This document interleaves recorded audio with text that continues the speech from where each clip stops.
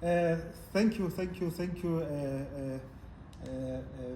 the CIO of Zida, Pulana Mwasheng. I'm sitting with her here to discuss one of the modules that I'm registered for at GIPS for the Advanced Diploma in General Management.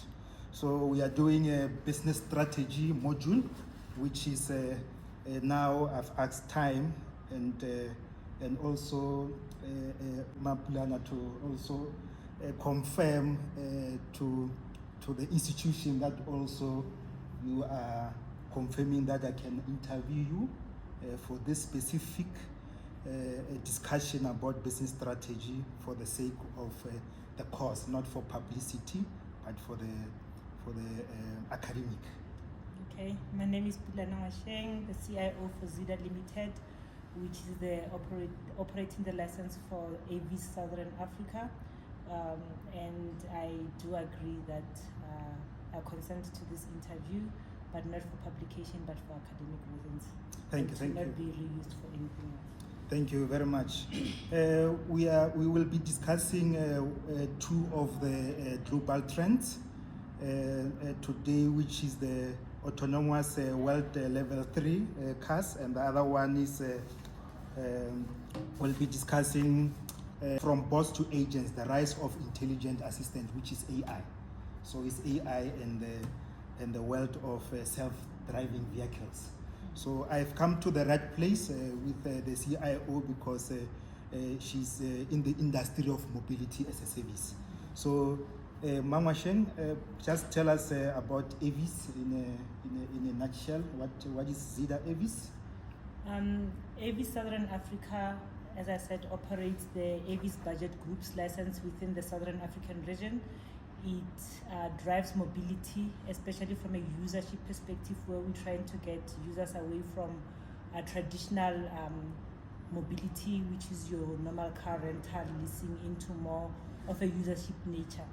And we currently operate with the head office being in South Africa and in 10 other African countries.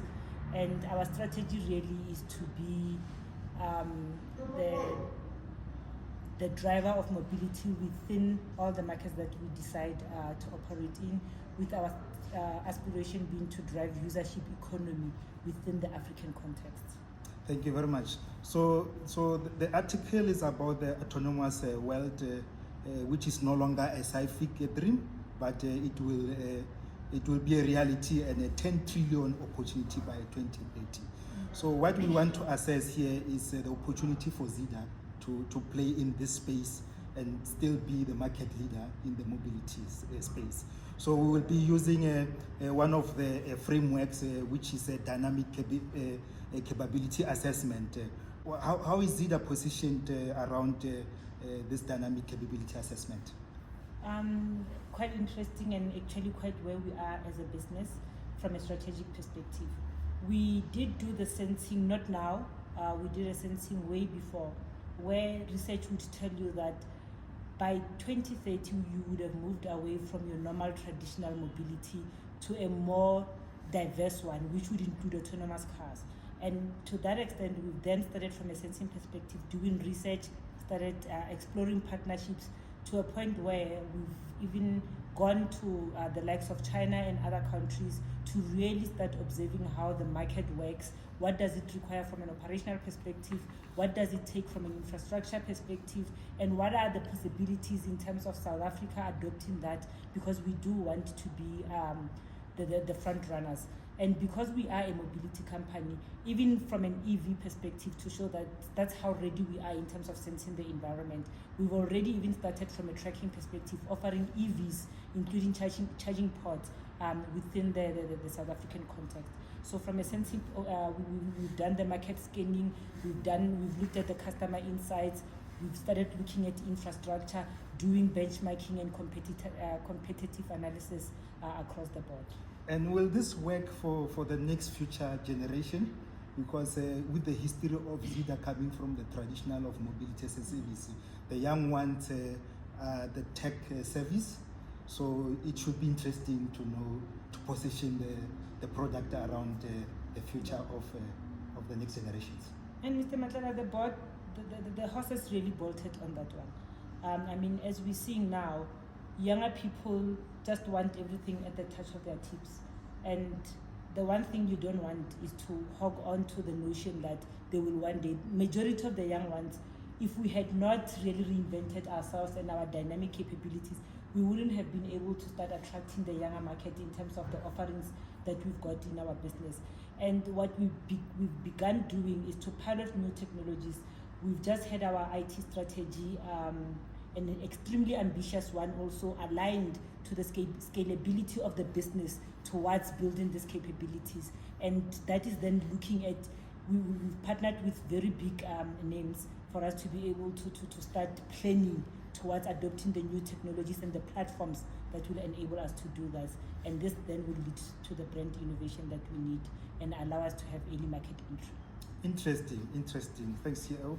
So just another question quickly around still the same global trend, the platform strategy assessment. You mentioned that you're coming from the IT strategy. Surely you were discussing the platforms and the readiness of the platform. What can you tell us in line with preparing your platform for the future of autonomous? I think it's to really look at mobility from a horizontal perspective, because if you continue looking at mobility from a vertical, then you will never achieve the integratedness that is required from running a mobility as a service organization and being able to do that. And platform technology is what will get us there, where we are able to have a scalable platform that is able to accommodate, whether it's short-term mobility, long-term mobility, whether it's air, sea, or autonomous cars in this instance, then you're able to have a platform that is able to accommodate that, especially using newer technologies, your API architectures, and all those things.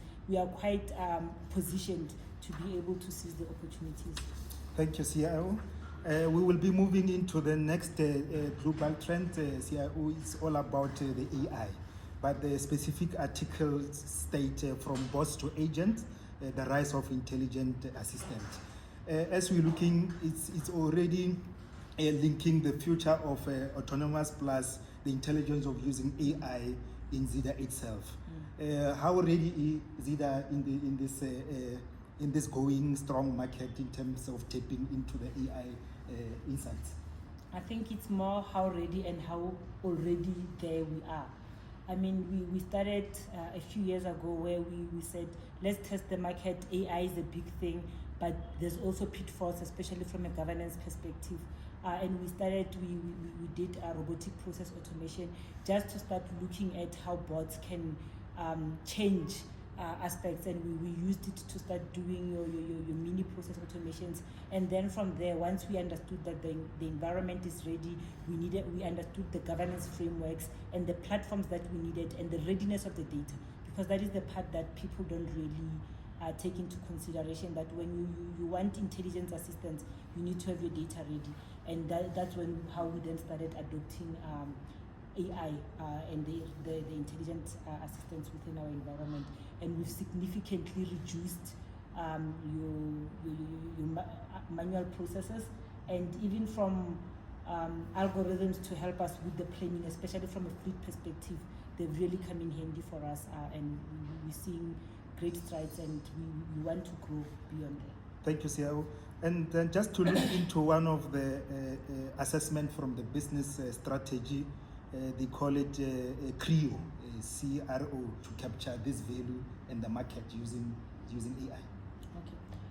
So I think anyone can do AI. It's the readiness you have to actually get the value out of it that is important, and that goes to your choice of platforms and the digital core that you've got to support that. And when you've got a strong processing platform, it's very easy for you to then layer it with AI that then derives value for you.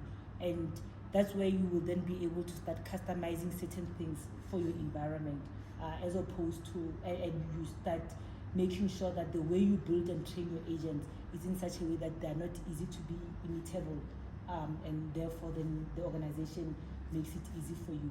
And all these things, it's really more about speed of execution and being intentional in terms of what you're doing in that respect. And the last point, maybe just to touch on the the value stick assessment from the business strategy course, where we talk about willingness to pay, where we talk about pricing, where we talk about cost, and where we talk about the willingness to sell. So what's your view on that from a Zeda perspective? I think for us, the beauty about our brand is the premium brand. And the value proposition is experience. The value proposition is being able to meet you at your needs. We are like the Woolworths of cars, of mobility. And that has allowed us to really expand our business from the adjacencies that really suited our business model of really driving the customer experience from a value perspective. And as a consequence of that, our predominant market share is around customers that are willing to pay because they understand that we are a premium brand that offers the type of service that is not really about the price but the experience. And that's why we were able, even during COVID, to pivot into markets where we started introducing your chauffeur drive, and even now, after when people came out of COVID and economies were hard, we were able to offer subscription models where we were able to give you more cars. We were able to get into EVs when certain organizations became quite sensitive to the environment, and trucks at that, which is the first in South Africa. So we quite nimble in terms of understanding what our brand is and growing the adjacencies within the brand promise. Thank you, CIO, for your time. Very, very valuable and insights and information. It's very motivating to speak to such reputable leaders in the market. Thank you very much. No, pleasure and all the best with your course, Mr. Matala. Thank you. Thank you.